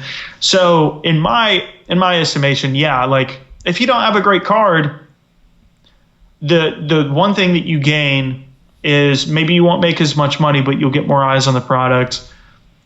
I don't know. It's a give and take. I'm sure the UFC sees it entirely differently from that. But from an outside perspective, it stands to reason that you should be putting people in front of more eyes. Oh, yeah. Knocking over stuff. It's an interesting discussion, and again, I'm a data nerd, so I'd love to see if the UFC ever did this, to see what happened, because it should happen. This should happen if they lowered the prices technically, and the expectation would be that the buys would go up. That should happen, but it's not necessarily guaranteed that would happen. Maybe it does happen. Like, I think it's guaranteed to happen to an extent, but to what extent? Is it enough that you're getting the benefit of the extra eyes on the product, I don't know. It's an interesting one to kind of think about, and I'd love to see the UFC experiment with it and see how it worked out. But I don't necessarily think that it's guaranteed that, if you lower the product by say 50%, that you're going to get 50% extra people watching. I don't think that's the case. You're guaranteed, right. What you're guaranteed and what the guys who are in the office are going to see is, well, we're guaranteed to get 50% less cash. That's what we're guaranteed. That's a good point. What extra are we going to get in terms of eyes? We don't know. That's kind of the experiment that you have to take. So it's also a kind of an interesting thing to think about of how do they say which card is worth more? Yeah. How does that happen? What do you look at? I mean, how do you say Mayweather McGregor was worth more than the average boxing fight? How did you say Mayweather Pacquiao, or even Canelo Triple G? What is that going to be, like 70 or 80, somewhere around there? Yeah. Which is much more than the average boxing pay-per-view. So I think you say it by, obviously, there's some internal metrics that you could certainly use. Sure. But obviously, public demand. Yeah. I guess. But I think you're right, though. I think you bring up a really strong point, because what if you decide to lower the pay-per-view price to $30, and you end up selling 130,000 as opposed to 100,000? Massive loss. Yeah. And the gamble didn't work out. So you do bring up a really, really credible point, and it would certainly need to be a very calculated decision. And how do you even calculate that from the beginning? Yeah. It's very, very tough. Yeah. So I think you bring up a good caution there. Yeah. Yeah. Fucking asshole over here, me. No, it's good. It's good. But I do agree. I do think that not all the pay-per-views are worth the same. But maybe a better thing would be that the UFC try build better pay-per-views and put, I suppose, lesser shows on free TV. I don't know. M. Crossify said Jimmy Smith made a good point, and I'm starting to see it more with today's media. Day face-offs. Jesus, I'm messing this up. I'm starting to see it more with today's media day face-offs. And it looks like Woodley is emotional. Hopefully he's just cranky from the weight cut. I haven't seen the face-off today yet. People have been saying that, and going back to the Dan Hardy thing, he mentioned a lot of that too. He talked about how, for whichever event it was, I'm not sure, but Darren Till was sat behind him, a couple seats or whatever, and Woodley became aware of that and went back and started training. And Dan Hardy saw that as kind of like a freak out moment, that he was worried about it. And I think that's total speculation. I don't think there's necessarily anything to that, but it does seem a lot of people are saying that, and a lot of experts are. So maybe there is something to it, but I don't know. It's like he's there, so I'll give him some credit. I don't know if he was there actually. I don't know if Jimmy Smith was like physically present. I'm not seeing that. Yeah. From my seat at home. And maybe it's something you sense. Maybe he's heard it from people around him. That, clearly he's very, very well connected to that world, obviously. So who's to say? But from an at-home perspective, I mean, Woodley looks like he's ready to go, from my perspective. Yeah, to me, he just looks like he has a chip on his shoulder, more so than anything. I don't think he's emotional. I just think he has a chip on his shoulder, in a way. Yeah. It's a fair way to put it. Which could be a good thing, It could be a good thing for him. Feeling like he has something to prove could be a really good thing. Yeah. One more thing before we let you go. Just around the cost of being a combat sports fan. This kind of just took me not by surprise, but just thought it was interesting. MMA Bud said combat sports fans cost ATB $89. $3, which is kind of hilarious. 228 $65. Canelo Triple G $100. Ryzen $20. That is $100. Yeah, Jesus. 229 $65, and DAZN $10 for Bellator. And Joshua fight. Yeah, it's a lot of money. It's a lot of money to spend as a combat sports fan. Yeah, and then of course ESPN Plus will be coming up soon. In my estimation, I actually like it more because I don't pay for cable. Yeah, I suppose, yeah. So I'd be happy to have ESPN Plus, because it's annoying. Like, you have to find other means to watch an event, whether it's going somewhere, or some people, wink wink, bootleg the stuff when it's on TV. Like I don't have a cable television package, and I'm not buying one just for Fox. Yeah. I'm not doing that just for Fox Sports 1. I'm not doing it. It's just ridiculous. So I'm happy that for $5, I'll be able to get ESPN Plus. I agree. And for my estimation, even the cards that are supposed to be on TV will be on there too. So we'll see. Yeah, I'm way into that as well. I prefer some kind of online subscription at a cheaper price that I get what I want rather than get all the extras. But yeah, interesting. Do you have any cool videos coming out in the next, I guess, day or two before UFC 228 that people can look out for? Yeah, so I guess it's not 228 related for the one that came out today, but it was the top 10 injuries that ended fighters' careers. So that was a really fun one. And then the new one will be tomorrow. It'll be following the title history of the welterweight division. So we're directly jumping into that and then building that up to where we are with Darren Till and Tyron Woodley. And I mean, like I said, if something crazy happens tomorrow, kind of like what happened with, if he misses weight, if Till misses weight, certainly I'll be doing a reaction video. Yeah. And then most likely on Sunday, I'll be doing a reaction video to the card itself. So you should be seeing some coverage just in general that's more reactionary and up to date than maybe some of our lists are. But still, like the Yoel Romero video, I made that on 24 hours notice, and it was just a hot take. So and I'm very proud of how that kind of came out. So I think you'll be seeing a similar move here too, if possible. So sweet, man. Looking forward to it, and I'm gonna enjoy that video, the injuries video, as I watch my dinner. Hopefully, it's not too graphic, and I don't just throw my food. But I'm looking. No, not like that. It's not like that at all. Excellent. Well, I'll check it out. And thanks for joining us again today. And maybe we can do it next week. And thanks for all the questions. And go subscribe to MMA on Point. Go subscribe. Or MMA Point. Sorry, I got that wrong. MMA Point. And go subscribe to this channel as well. Thanks, Jason. Thanks, man.